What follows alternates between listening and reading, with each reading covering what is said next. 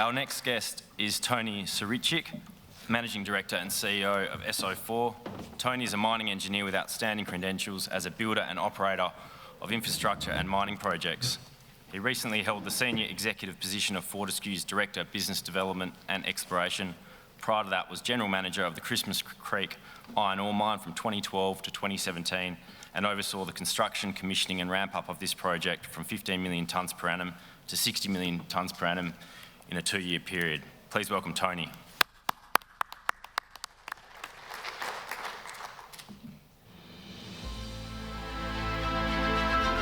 A new dawn is breaking in sustainable agriculture. A new export industry for Australia is born. Organic salt compounds from ancient Western Australian salt lakes, concentrated by the sun and refined by low-impact processes to bring the world's farmers ultra-high quality sulphate of potash, a premium quality fertiliser sustainably produced. A new Australian company has been formed, a company that moves quickly, is highly experienced, with strong ecological credentials and a relentless focus on delivery. That company is SO4. SO4 will produce premium SOP by extracting hypersaline brine from Western Australian salt lakes, concentrated through vast solar evaporation ponds to produce potassium-rich harvest salts, converted into SOP for international and domestic markets. Consumption of SOP has grown at a compound annual growth rate of more than 5% over the past decade, with global market sales of 4.8 billion Australian dollars expected in 2020. SOP is required for the production of high-valued chloride-intolerant cash crops. Farmed acreage of these crops has grown at almost twice the rate of global crop acreage over the past 5 years. At the same time, under-application of SOP as a potassium source in many parts of the world indicates potential for demand to continue to grow rapidly. At its Lake Way project, SO4 is now rapidly completing construction, with first SOP production due in the first calendar quarter of 2021. Harvest salts are being precipitated from 3 solar evaporation pond trains, spanning 400 hectares across Lake Way. Brine is supplied to these trains from 2 key sources: the Lake Player, using an extensive trench network, and the significant underground paleo channel, using a series of production bores located along the eastern perimeter of the lake. SO4 is well advanced in the construction of the process plant, which will take the potassium-rich salts harvested from the pond network and concentrate them using a simple flotation and recrystallization process to produce premium SOP. Lake Way will produce a highly soluble SOP that is applicable for use in the rapidly growing fertigation market and will achieve premiums over benchmark due to its water solubility, high potassium content and low chloride characteristics. At full production, Lake Way will produce 245,000 tonnes per annum of SOP at a cash cost of 302 Australian dollars per tonne, placing it at the bottom of the global cost curve. More than half of Lake Way's energy requirements will be drawn from a 5-megawatt solar farm, agreed as part of a financing package with the Australian Government's Clean Energy Finance Corporation. The project is expected to deliver $111 million in EBITDA per annum, with high cash conversion, providing optionality around future lake expansions. SO4 has mineral rights covering 9 lakes at over 3,500 square kilometres, all located in the Goldfields region of Western Australia. The company ultimately envisages producing SOP from a number of salt lakes in the region, becoming a significant player in the global export of sulphate of potash. SO4 has the management team in place to deliver, with vast experience in construction and operation of major minerals projects, as well as the world's leading experts in salt lake and potash production. SO4, developing a new export industry for Australia.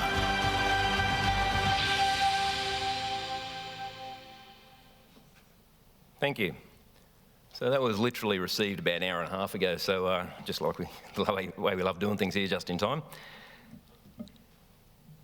Look, 24 months ago, I think, roughly to the day, nearly thereabouts, now. I was sort of with a group of people and we were penning together on the back of a napkin this fast pathway program we wanted to bring this SOP into production with. And I'm very, very proud to say that 20 months later, we're sort of holding that schedule now. You can see here 18 months ago, sort of early last year, we started that construction. Some of you who have followed that will know that. That's called what we call stage 1 or train 1. That's it there now, some 15 months ago. We've been operating that now commercially for about 12 months, so we have a phenomenal amount of experience in sort of managing this brine, the sumps, the pumps. It's been going very, very well. So this time last year roughly, we had that 125 hectares of ponds going with 3.5 roughly kilometres of trenches going, and had the momentum burning. That's what it looks like today, well, a few weeks ago. So you can see there, starting at the top, we've got the Goldfield gas pipeline at the top, paleo bores running down the eastern side of the lake. We've got northern trenches in, there's about 22 kilometres of trenches up there. We've got southern trenches in, another 22 kilometres down there. We've done trains 2 and 3 as part of our stage 2 approvals, and we've got, I think the clip said 400 hectares, it's about 440 hectares we've got now, solar evaporation ponds that are producing salts for us as we speak. Off lake, you can see the 47 hectare plant site there. We've got the village, I'll talk a bit more about that soon, and the process plant site. That shot's probably about 4 to 5 weeks old now, but lots of concrete up, lots of steel up. We'll see more of that soon. And down the bottom here, most importantly, we've got the Goldfields Highway, so incredibly smothered in infrastructure, which is something we really liked and something that's really supporting a fast pathway schedule for us. Gas line, highway, sort of lake and plant in the middle. What you can't see there is the airstrip of Wiluna on the northern edge of the lake as well, so brilliantly supportive.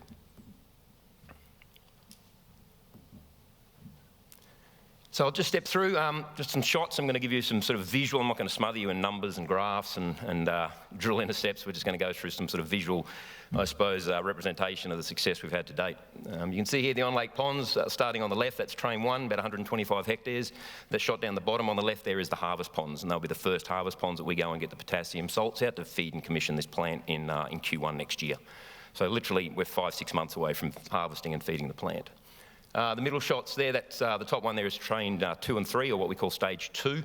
That's about 275 hectares of ponds. So all up, and there's another small pond that's been started in that train 2-3 there at the top centre. You can sort of see the start of that next pond as well that we've constructed. So all up about 440 hectares total under sun at the moment. Just a good bit of trivia here. When we're at full nameplate capacity project, and we've got all of the ponds under brine, we'll be evaporating on average about 40,000 tonnes of water a day out of that pond system.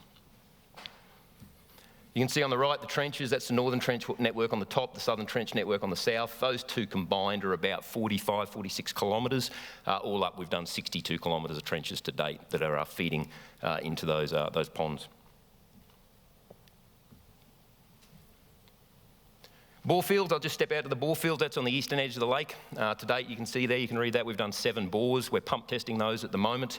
All of those 7 bores are down into the paleo channel basal sands, basically an old hundreds of millions a year ago ravine that's got basal sands down there. Very, very good flows. We did an announcement there a few months ago that sort of advised the strong flow rates we're getting, the high grades. I'm very pleased to say that we're sort of seeing that continuation, and we'll be doing more announcements on that shortly. But we've got the 7 bores in there now. We've got about 48 kilometres of pipe that's in. You can see the big thing there on the right. This is what we call Hulk. We've got a whole lot of these on-lake walkers that we call that we've got Shrek and Fiona and Kermit, and this one's Hulk. It's the on-lake drill rig. We basically couldn't find a drill rig that could come onto the lake with low ground pressure enough for us to punch down 140-metre holes onto that low ground pressure surface, so we went out and built one. That's factory acceptance testing this week, and that'll be on site next week. We've got step off lake now into the process plant. You saw the footage, the time lapse there in the film clip. Look, to date, in terms of the process plant, concreting's finished now. We're final concreting a couple of 100 cubic metres with the power station. Power West mobilises next week to site to kick that off.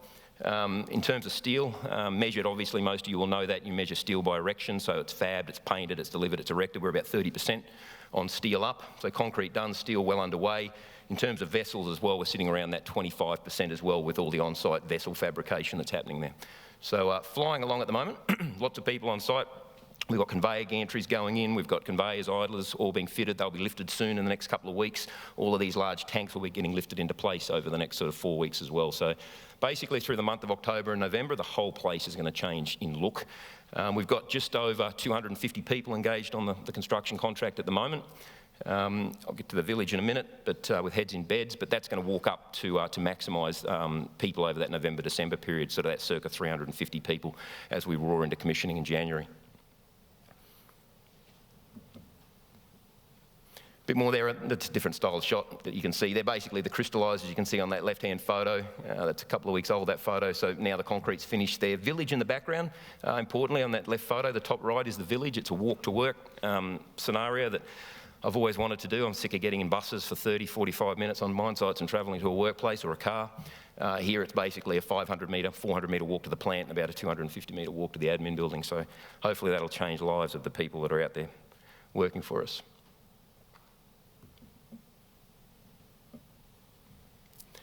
Village, I just thought I'd throw this in. So we've got 260 rooms there on the left-hand shot. The lower section on that left-hand photo is the permanent village, 100 rooms. They will stay, of course, being permanent. On the other village, sort of in that mid-section there, is 160 rooms currently. We've toyed with the idea of holding back that last 40, but we are going to go and execute and put those 40 in by the 31st of October, just with the manning that's coming ahead of us. So it'll be an all-up 300-person village, currently 260 people there now, and you can see that reverse shot from the previous one we showed. You can see the plant just in the background there, and then the highway just behind that as well.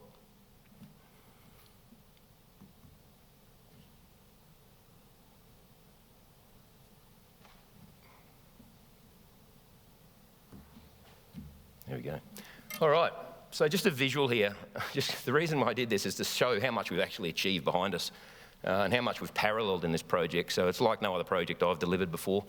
If you'd have asked me 24 months ago, would it have paralleled as much as this? I don't know whether I would have agreed, but it has. This is where we are today. We're roaring through the paleo bore installations. We've started Train 4. We've got one pond approved for that Train 4 construction. We've done that already. That was the little one I referenced on the edge of Train 2, 3 before. Ponds operating will continue. That's in perpetuity for that whole life of mine. Procurement, we're about 95% fully procured for this project now, which is quite unique. So that means fixed lump sums, purchase orders, contracts in place. We've already got, as you can see from those photos, attritioners, crushers, conveyors, all the gantries and steelwork, crystallizers, all on site now, and all arriving every day. Basically, trucks arriving daily. And through this October-November period is the peak of the deliveries, and then construction peak November-December. Walk into that commissioning, as you can see there, in Q1 next year. So dry commissioning in January, wet commissioning in February. Ambitious stretch target, which I love, is a mid-February production, and working with GRES on that closely to achieve it.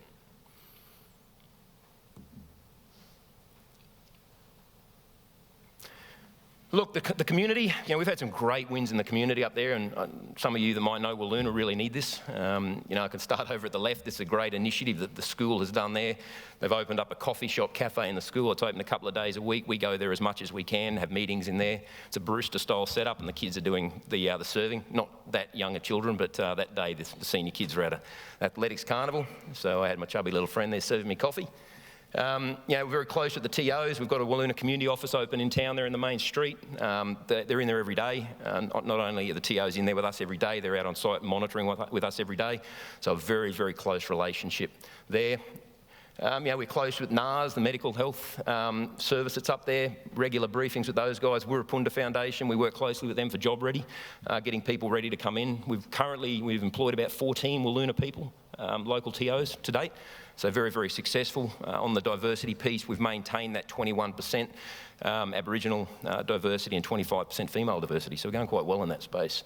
And schools, so we do a lot with the schools. That was a big book donation. We run the sort of bucket around the office and collect all the old books that people have got. Last Christmas, bring all your toys in. We've sent truckloads of books and toys and things up there. So very, very well embedded in the community, and they're really appreciating it.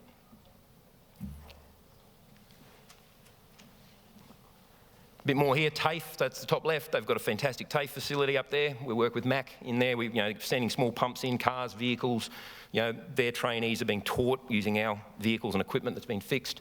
We stayed at Rosalind Hill Camp. I don't know if most people know that, but it's part of all this fast pathway project, we didn't get our village in place till about April this year, 24th of April, and for that 12 months prior, we lived at Roslyn Hill, which is about 50 minutes from site, heading up north towards Meeka. Part of the deal was we refurbed the rooms. We put some better air conditioners in there. We put some new mattresses on the beds, and we went and donated all the mattresses and the air conditioners to the Aboriginal communities. They went across 3 communities, so it was like all their Christmases coming at once, receiving, you know, air cons and beds and things like that. And then just some of the site surveys, so some of the monitoring, that's very, very regular, and that's some of the TOs there on the ground having some tucker. So lots happening in the community. Very, very, very proud of what we've done there. And just finishing here, this is just some of the economics. I mean, this is just the BFS, the numbers that are in here. It's a 245,000 tonne. You can read these numbers. You know, the CapEx is quite, you know, cute from the past lives I'm used to. A couple more zeros on that, but, you know, it's nice being a sort of $264 million project, and that is on budget at the moment. We're still carrying quite a heavy chunk of contingency, which I'm proud to say. EBITDA, it's quite a healthy return. And you can see their post-tax IRR just under 30% and roughly a 3.5-year payback. So it's a nice first project here. And I say that because those that know our portfolio know that we've got 9 lakes in this portfolio. It's very much, I didn't join this to come and build Lake Way, I joined it to come and build an SOP province. And I used to refer to it as the Pilbara of Potash, but I'm stepping away from that now and sort of talking about that Goldfields province of SOP that we can create here in WA. And what I'd just like to end on here, the message is, look, the gold and the iron ores, they're doing wonderful things for us at the moment. They're filling up the state coffers, which is fantastic through this time of need. But look, you can't eat gold, you can't eat iron ore, but we need to eat food. And food that's grown and cropped must have potassium, must. Not be nice to, it must have it. And SOP is the premium form of potassium. Right, and you're seeing at the moment, we're seeing governments scurry around the world with food security. We're seeing the price of SOP hold up and even increase. It's quite remarkable, understandable. And even some analysts are now referring to SOP and fertiliser stocks as being the new defensives in that investment industry. Thank you. Please thank you, Tony.